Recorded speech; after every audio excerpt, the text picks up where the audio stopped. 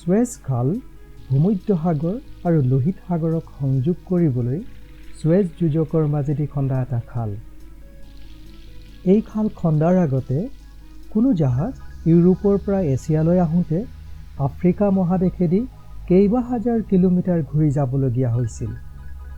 এই অসুবিধা দূৰ কৰাৰ বাবে ফ্ৰান্সৰ এজন কূটনীতিবিদ আৰু ইঞ্জিনিয়াৰ ফাৰ্ডিনাণ্ড ডি লেছপছে ইজিপ্তৰ শাসনকৰ্তা ছৈয়দ পাছাক এই খাল খন্দাৰ প্ৰস্তাৱ আগবঢ়ায়। অনুমতি লাভ কৰাৰ লগে লগে এটা কোম্পানী খুলি লেছপছে 1859 চনৰ 25 এপ্ৰিলত কাম আৰম্ভ কৰে।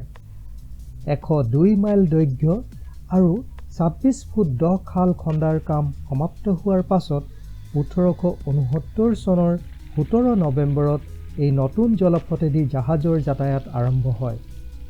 1956 চনৰ 26 জুনত ইজিপ্তৰ ৰাষ্ট্ৰপতি আব্দুল নাছৰে সুৱেজ খাল কোম্পানীটোক জাতীয়কৰণ কৰে আৰু তাৰ পাছৰে পৰা সুৱেজ খালৰ দায়িত্ব সম্পূৰ্ণভাৱে ইজিপ্তৰ চৰকাৰৰ হাতলৈ যায়।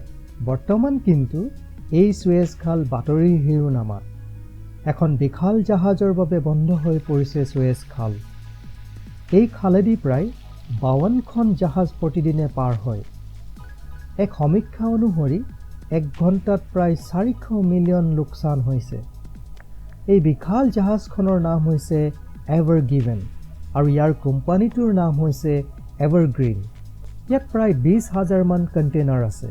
বিভিন্ন ধৰণৰ উপায় তথা বহুতো লোকৰ পৰামৰ্শ আদি ব্যৱহাৰ কৰি এভাৰগ্ৰীণ জাহাজক বালিত লাগি থকাৰ পৰা আঁতৰ কৰিব পৰা নাই।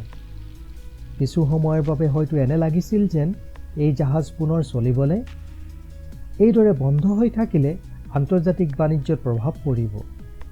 কিন্তু বহু চেষ্টা আৰু প্ৰচেষ্টাৰ অন্তত 6 দিনৰ পাছত জাহাজ পুনৰ চলিবলৈ আৰম্ভ কৰিলে। প্ৰায় 450খনমান জাহাজ এতিয়াও সুৱেজ খাল পাৰ হ'বলৈ অপেক্ষা কৰি আছে। কিন্তু আনন্দৰ কথা যে এভাৰগিভেন পুনৰ চলিবলৈ আৰম্ভ হোৱাৰ লগে লগে বহুতো চিন্তা দূৰ হোৱা বুলি ক'ব পাৰি।